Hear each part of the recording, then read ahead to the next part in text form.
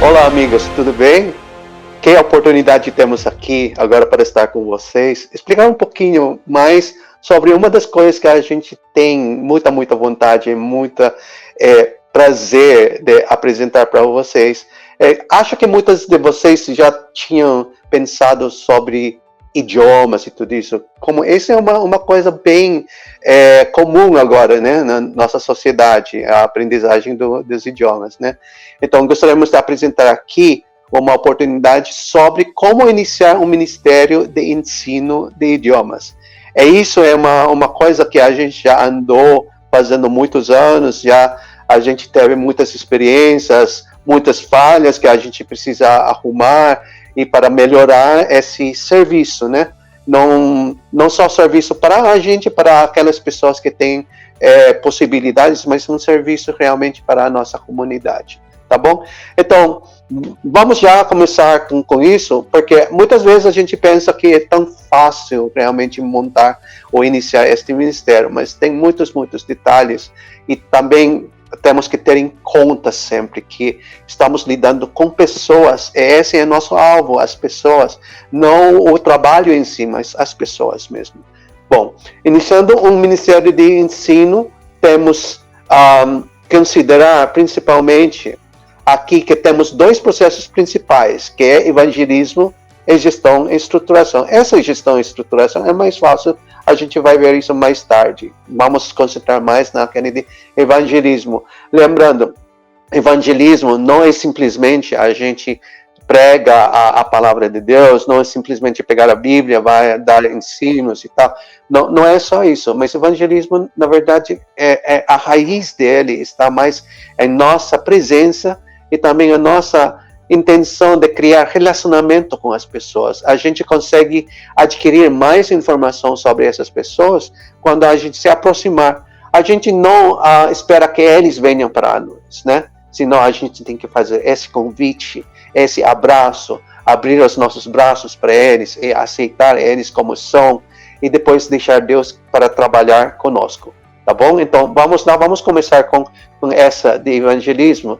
Tem algumas o evangelismo é um processo enorme, especialmente quando a gente tem essa iniciativa, ou estamos inspirados por Deus de iniciar um ministério de ensino de idiomas, né? Então, tem várias etapas específicas, e começamos com a primeira, identificar as necessidades. As necessidades, a gente precisa identificar isso, porque quando a gente inicia o ministério de ensino de idiomas, a gente não simplesmente cria um ministério porque a gente sente que é necessário. Não, principalmente a gente cria esse ministério porque a gente vê que tem uma necessidade. Então, como a gente consegue identificar essas necessidades? A gente precisa fazer visitação. Não é só uma vez que a gente visita as pessoas, a gente precisa frequentar um pouquinho mais, visitar a pessoa na casa, ver como que está a família, o relacionamento lá, para a gente poder entender melhor como a gente poderia oferecer um ministério como esse de ensino de idiomas. Ensino de idiomas não é fácil, porque precisa de dedicação, precisa de tempo, não só para os professores, mas especialmente para os alunos, porque os alunos, eles passam por muitas coisas, eles não só estudam, eles trabalham, eles às vezes têm filhos, têm muitas responsabilidades, e tudo isso a gente precisa considerar na hora de montar todo esse projeto de ensino de idiomas, né? Aqui, depois, dentro desse identificar as necessidades, assim, a gente vê aí que temos que conhecer as pessoas e suas necessidades individuais, tá? Identificar as necessidades individuais não é fácil, porque as pessoas não abrem assim, tão de repente, né? Tão sencillamente assim, né? Simplesmente se abre. Não, às vezes a gente precisa fazer provavelmente 3 ou 4 visitas, até eles se sentem bem confiantes em nós, e eles abrem o coração e tal, sabe, o que é preciso mesmo é esse.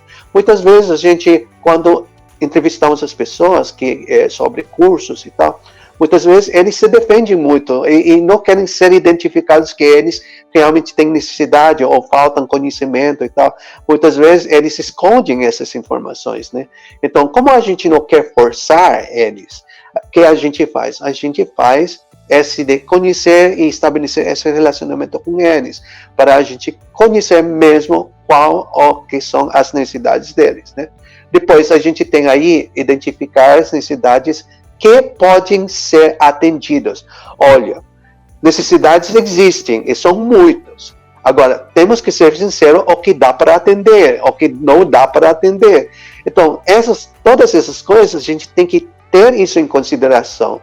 Mas uma coisa que eu vou falar para vocês seria assim: todas essas necessidades, seja que podem ser atendidos ou não atendidos, nada se joga fora. Ou seja, Deus sempre apresenta para a gente todas as possibilidades, todas as necessidades. Não necessariamente a gente precisa atender agora, mas poderia ser futuramente, né? Por isso a gente vê aí, ó, que tem algumas necessidades que são de forma imediata e tem algumas que não são tão urgentes. Então precisamos identificar isso. Isso vai ajudar a gente depois para o planejamento, para a criação do ministério. Depois, aqueles que não podem ser atendidos, quais são as opções que a gente tem? Poderia ser agora não, mas pode ser futuramente.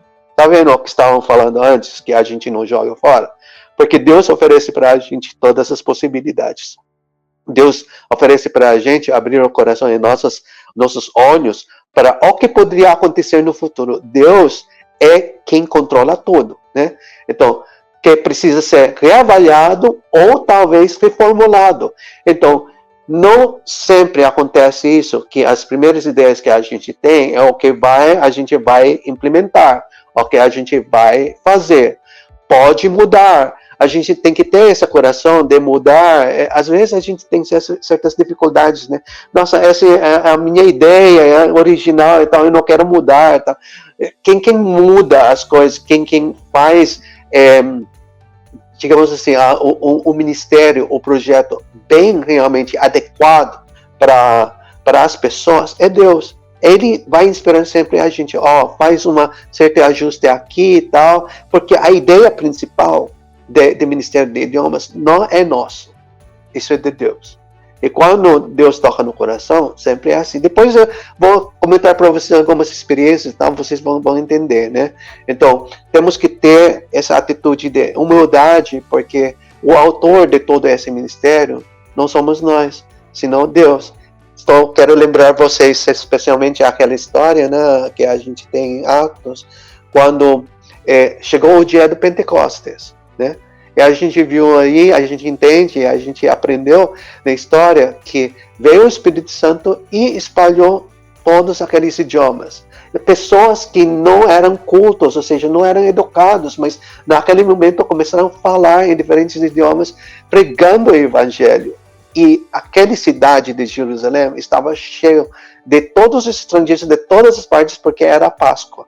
Porque era um ritual que eles têm, né, uma tradição que eles têm de vir para Jerusalém para prestar louvor, adoração para Deus, né, e se reuniram lá um monte de pessoas, mais ou menos umas 3.000 pessoas. Imagina só, 3.000 pessoas que naquele dia foram batizados, né? Mas a gente não precisa se preocupar de batismo logo, quando a gente iniciar este projeto. Conforme a gente vai criando esse relacionamento, a gente vai ensinando esses idiomas, esse vai enfraquecer um pouquinho mais os corações das pessoas e eles vão abrir eles vão falar que querem aprender mais sobre o Evangelho. Então, vamos lá. Outra coisa, não só necessidades, a gente precisa também saber a localização das pessoas, tá bom? Pela experiência, quando a gente faz um anúncio de curso de idiomas, tem muitas pessoas interessadas, né? Aí que acontece? Tem pessoas que vêm da própria cidade ou da própria bairro e tal, do próprio bairro. Tem pessoas que vêm de outros bairros, né, e moram longe.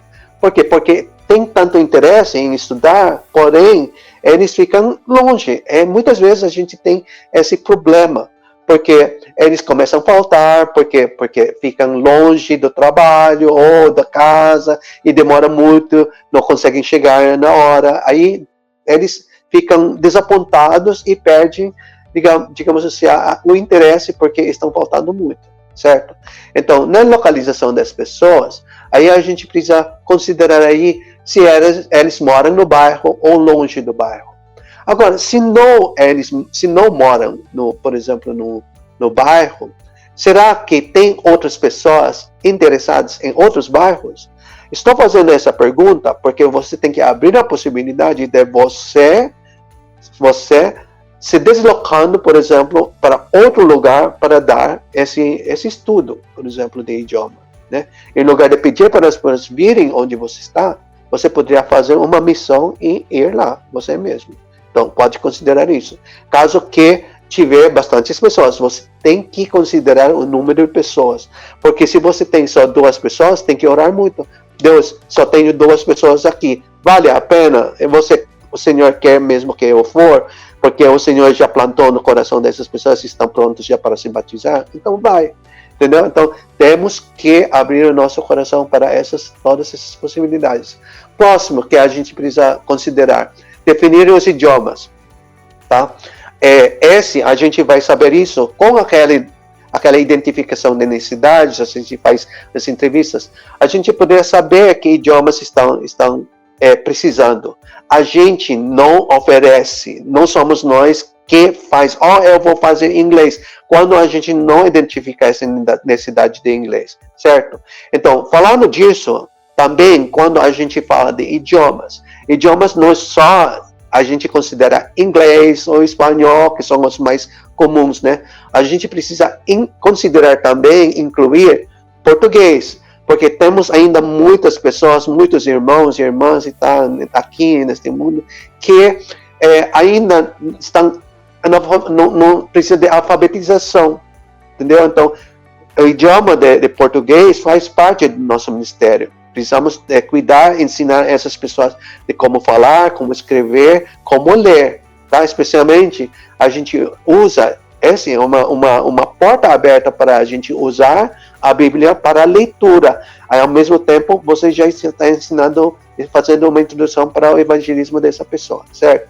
Então, considerar número de interessados, esse é importantíssimo para você colocar as prioridades, certo? Motivos por que tem interesse no idioma. A gente precisa vigiar um pouquinho aqui, tá? Porque, já pela experiência, às vezes quando a gente começa com algum projeto assim de idiomas, né, as pessoas vêm nas primeiras semanas e depois começam a desaparecer. E tem costume de algumas pessoas que nem avisam que não vão vir mais. Aí você fica parado aí, você não sabe se você vai preparar a classe para tantas pessoas ou para esse número de pessoas. Então, a gente precisa constantemente fazer um follow-up, né, um seguimento, um acompanhamento dessas pessoas, para a gente projetar para eles, estou interessado em você. Esse é importantíssimo. A gente mostrar que temos interesse na pessoa, certo? Tá bom, então estabelecer também os parâmetros sobre o idioma, como por exemplo, inglês americano ou inglês britânico. Então, já me encontrei com pessoas assim, perguntando qual a diferença do inglês britânico e do inglês americano. Na verdade, não tem, né? A única diferença é a pronúncia, tá? Então, a gramática em si é igualzinho, ou seja, igual. Então, por exemplo, tem outro, por exemplo, francês. Francês do Canadá é diferente do francês na Europa. Então, tem essas considerações, vocês têm que tomar isso, porque você não poderia abrir tanto. Dentro, provavelmente, das lições, vocês poderiam comentar, naquela região você fala desse jeito, naquela região você fala desse jeito. Mas vocês têm que manter realmente um padrão só de inglês ou de idioma que você quer ou tem necessidade para a sua comunidade, certo? Vamos definir, então, próximo, definir os níveis de ensino. Os níveis de ensino, a gente pensa que, como a gente tem um ministério de idiomas, de ensino de idiomas, a gente pensa como se a gente estivesse construindo uma escola. Montar uma escola é difícil. Tem muitos problemas, é muito, muito complicado. Então, dentro do ministério, eu pessoalmente, eu não recomendo muito de pensar numa escola, a não ser que a escola adventista, junto com a igreja, quer propor um projeto dessas. Então, incluir, por exemplo, na grade de ensino da escola, que o Ministério de Ensino de Idiomas faz ou dá a aula de idioma para o colégio. Isso poderia ser uma possibilidade, mas isso, lembra que você, nesse caso, precisa mesmo fazer uma parceria com a igreja e também com o colégio, tá bom? Então, um desafio que poderia ser também é estender esse serviço para uma escola que não seja adventista, tá? Lá tem muitas necessidades, já vi, e na verdade agora estou investigando uma coisa aí, pesquisando se dá para ajudar uma comunidade, assim, uma escola que está precisando disso. Eles não têm muitas possibilidades de contratar certos níveis de profissionais e tal. Então, é um grande desafio para levar o evangelho dentro de uma escola que não seja adventista, tá bom?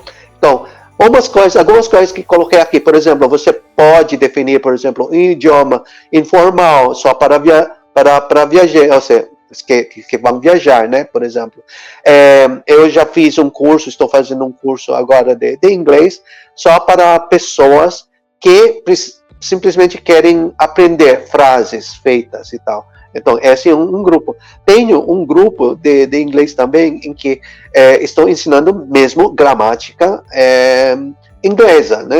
Inglesa mesmo. Aí, esse vai devagar e precisa projetar assim. Portanto, a duração do curso, nesse caso, que tem que ser um ensinamento bem mais completo, aí demora mais. Só que também você tem que equilibrar isso e analisar junto com a disponibilidade das pessoas, né?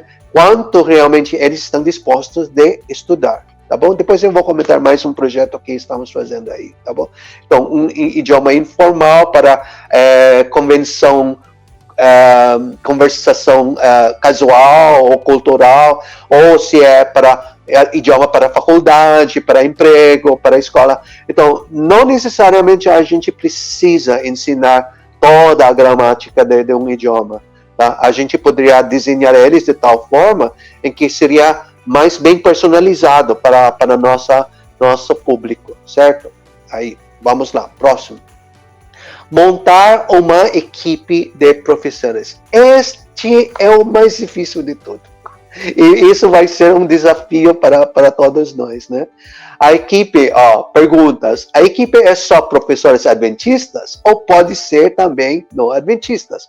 Igual, como falei antes, né? Comentei antes, vocês não podem fechar a porta.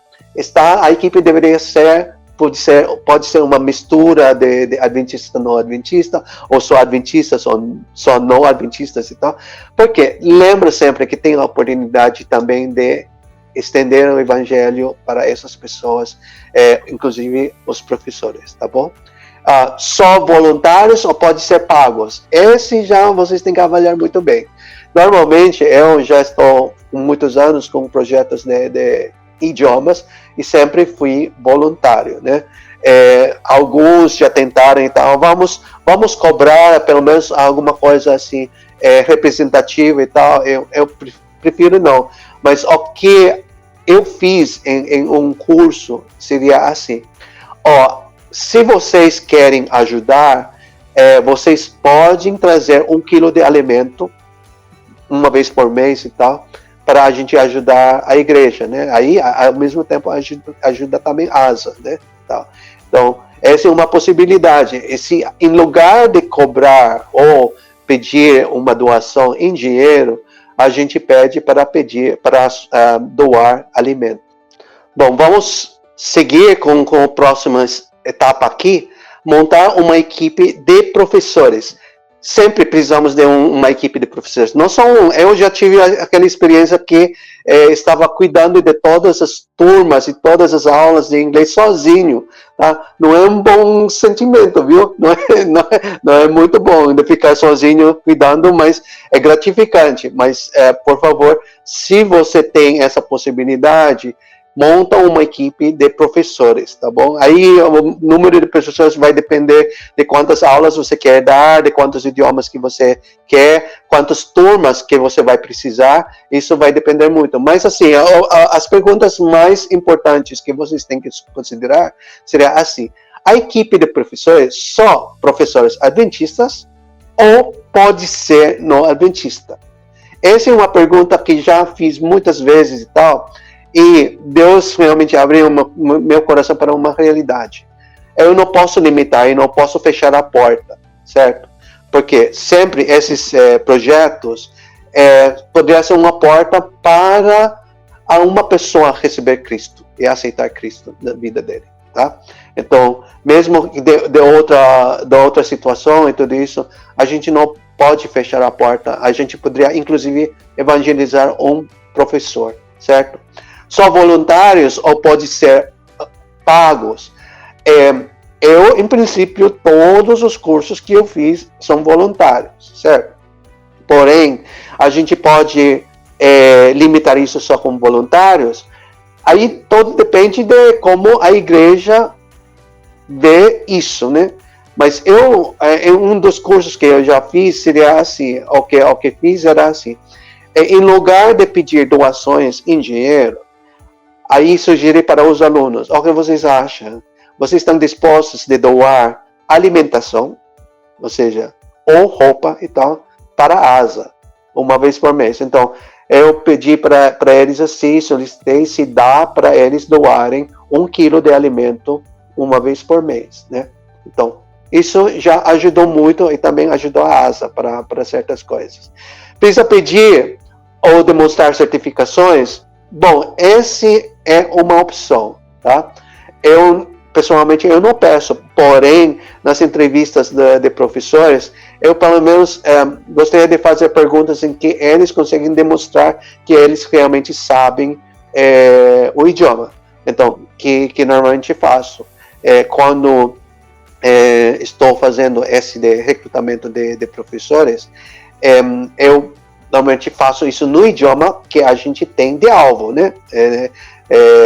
Então, por exemplo, se é um curso de inglês, toda a conversação que eu faço com o professor que estamos recrutando se é inglês. Aí consigo medir um pouquinho se realmente o professor é adequado ou não, certo?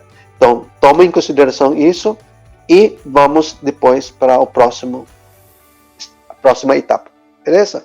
Próximo item: identificar espaços adequados. Esse é importantíssimo. A gente precisa ter de espaço, tá? Agora, já passei por uma experiência em que tive aulas de 50 pessoas numa sala de aula, tá? E eu não recomendo isso. Recomendo. Isso foi a primeira experiência que tive lá, bem já vários anos atrás.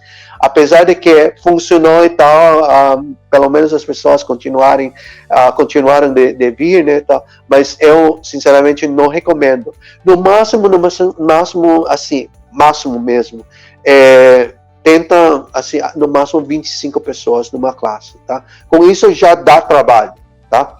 Mas o ideal seria umas 15 pessoas, tá bom? Então, nesse caso, considerando esse número de alunos, e vamos supor que você tem muitas pessoas cadastradas, aí você tem que considerar agora de fazer várias turmas. E já passei por isso. Já passei por um curso em que estava dando todos os dias, e cada dia tinha 3 turmas de alunos, tá? Porque para diminuir e fazer uma boa qualidade de ensinamento, tá bom? Então, poderia fazer uma parceria com um colégio, poderia ser uma sala de uma empresa, poderia ser salas da igreja, ou talvez, inclusive, vocês podem considerar também dentro de um condomínio. Isso é uma coisa que já tinha experimentado também, dá para fazer, dá muito trabalho para iniciar, porque tem que estabelecer as regras e conversar muito, por exemplo, com o síndico, né, e tal, com as pessoas que são responsáveis do condomínio e tal, mas dá para fazer e funciona, tá bom? Então vamos lá.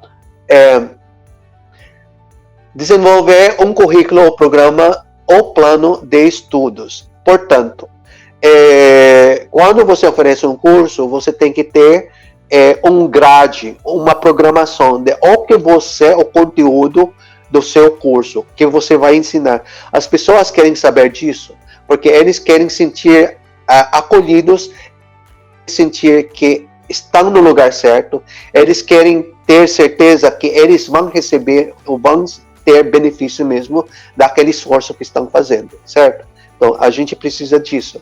Então, um curso formal, estruturado, ou um curso de extensão, tá?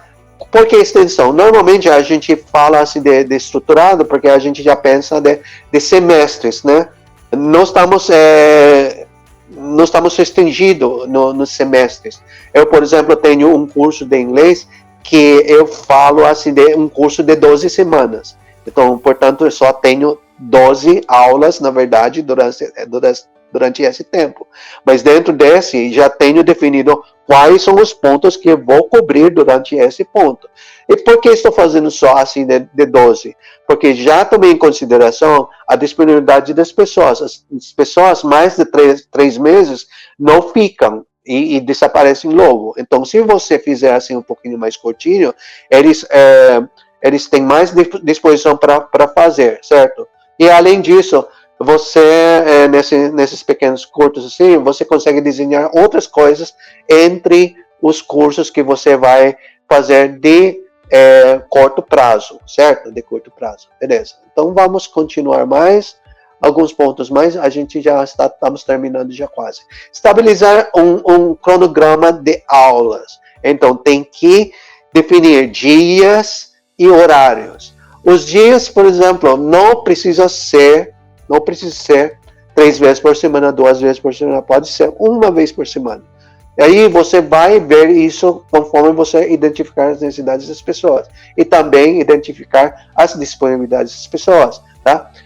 Sempre é bom saber essas coisas para você poder se programar bem e você conseguir oferecer um curso, um ministério bem definido, tá? Quantas vezes por semana, e também se tem várias turmas. Esse é bom de ter várias turmas, especialmente quando tem uma boa recepção da parte do público, né? Tá? Para eles querem participar com esse curso, certo? Vamos lá, estamos terminando. Recrutar alunos, recrutamento, esse, para mim, acho que deveria ser o mais fácil de tudo, porque normalmente a gente pede assim a divulgação, né? Obviamente, não todos as experiências que já tive estava concentrado mais na igreja ou colégio e tudo isso, por isso a divulgação é mais fácil. Agora, dá para fazer divulgação? Estou fazendo num curso aí, um projeto aí de inglês e tal, em que não se faz, por exemplo, na igreja, não tem colégio. Então, o que eu fiz? Eu conversei com a igreja, pedi voluntários, e todos os voluntários saíram lá para a rua, espalhando assim, flyers e tudo isso. Esse, por exemplo, é uma forma. Então, para esse de recrutamento, eu recomendo que vocês procurem ajuda, por exemplo, dos outros departamentos da igreja ou do colégio, né? Como, por exemplo, da comunicação e também de publicações, certo? Pode procurar ajuda também de amigos tal, e de outras pessoas relacionadas com você ou não que podem ajudar. Lembrem, esta também é uma oportunidade para você evangelizar as pessoas que não são da igreja, né? Que não conhecem Cristo. Por quê? Porque se estão interessados nesse tipo de trabalho, especialmente da publicidade e tal, né? Fazer apresentações e tudo isso, pode aproveitar isso e com certeza o Espírito Santo vai tocar nos corações deles e dentro de pouco já está na igreja também, certo? Então, vamos lá. Terminando. Oferecer atividades complementares, tá? Visitas nos museus e tal. Esse a gente fez num curso de inglês.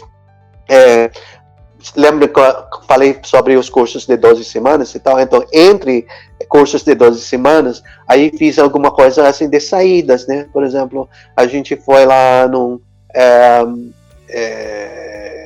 num café, né, aqui na Avenida Paulista. A gente ficou lá conversando e tal. Aí fica mais à vontade as pessoas, porque não é um ambiente assim de escola, nem igreja e tal. Então as pessoas ficarem mais à vontade mesmo de conversar, tá bom? Então pensem em outras atividades assim, que eu tenho certeza que tem muitas oportunidades. Pode também usar provas, certificações complementares, pode emitir um certificado, tá? Não tem limite para essas coisas. Esse inspira também as pessoas, tá bom? Evaluar sempre, tem que avaliar sempre o progresso e oferecer suporte. Que a gente poderia fazer para suporte, pode criar um grupo da WhatsApp e tal, de intercâmbio de mensagens, comunicações e tal, perguntas. Esses alunos têm que ter sempre um contato com o professor e eles têm que ter acesso para algumas questões ou algumas perguntas, dúvidas que eles têm. Tá? Poderia organizar, por exemplo, semanalmente ou mensalmente um encontro via WhatsApp também, virtual ou visual e tal. Então, considera todos esses contatos. A gente não pode perder nenhum minuto de contato com os nossos alunos. E também, contando também com os professores, tá bom? A gente precisa manter sempre contato com os professores, compartilhar os problemas deles com a gente, ajudar eles a resolver os problemas e tal. Talvez eles se sentiriam melhor com isso, certo? E promover a aprendizagem contínua, tá bom? Então, quando a gente faz os programas, a gente não para de orar e pensar e receber a inspiração do Espírito Santo, porque ele não para mesmo. Quem sabe que depende disso, a gente poderia ter uma escola sabatina em inglês ou em outro idioma, ou inclusive um culto. Já organizamos em uma das igrejas aqui em São Paulo, um culto em inglês. A gente teve que parar porque estava no mesmo horário do culto em português, mas estamos recuperando e avivando de novo esse, certo? Então, tem todas essas possibilidades. Deus coloca todas essas possibilidades para a gente poder alcançar o maior número de pessoas para Cristo, certo? Então, chegamos aqui no final, que seria a gestão e estruturação. Como falei para vocês, esse é o mais rápido, porque simplesmente quero mostrar para vocês as principais pessoas que vocês vão precisar na hora de montar o ministério. Você precisa de um diretor do ministério, você precisa de uma pessoa responsável pelo currículo, o programa de estudos, tá? E também você precisa uma pessoa responsável pelos professores. Lembra que comentei para vocês, os professores precisam de ajuda. Eles são professores, mas também são pessoas queridas por Deus. A gente precisa prestar atenção também para eles, né? E acolher eles. Também precisamos uma pessoa responsável para nossos alunos, tá? Especialmente nós que estamos envolvido no ministério, a gente precisa visitar essas classes, esses cursos, conhecer essas pessoas, mesmo que a gente não for professor, mesmo só gestores, tá? Mas a gente precisa de contato com essas pessoas, tá bom? Então, esses são os principais processos que a gente precisa fazer na hora de montar esse ministério de ensino de idiomas, tá bom? Acho que vocês deveriam ter uma melhor ideia de como que é. Esses não são os únicos, ou seja, esses não são os únicos processos. Vocês não precisam seguir tudo isso que tenho falado. Está bem aberto. Se você também tem algumas outras ideias, poderia compartilhar, tá bom? Então, neste momento, o que eu vou encorajar para vocês, eu vou mostrar aí para vocês os meus contatos, o meu e-mail e também o meu WhatsApp, tá bom? Então, vocês podem entrar em contato comigo e tal. Se algum dia vocês acham que precisa de ajuda fisicamente, presencial, a gente poderia conversar, tá bom? Eu tenho também várias atividades aqui em São Paulo e só precisa a gente agendar e colaboração mesmo, tá bom? Então, eu não me limito nas coisas, como sou servo de Deus, onde Deus me mandar, eu vou, tá bom? Então, qualquer coisa, pode entrar em contato comigo. Se você quer ajuda para montar, ajudo. E estamos aí, tá bom? E temos outras pessoas mais que podem ajudar a gente, tá bom?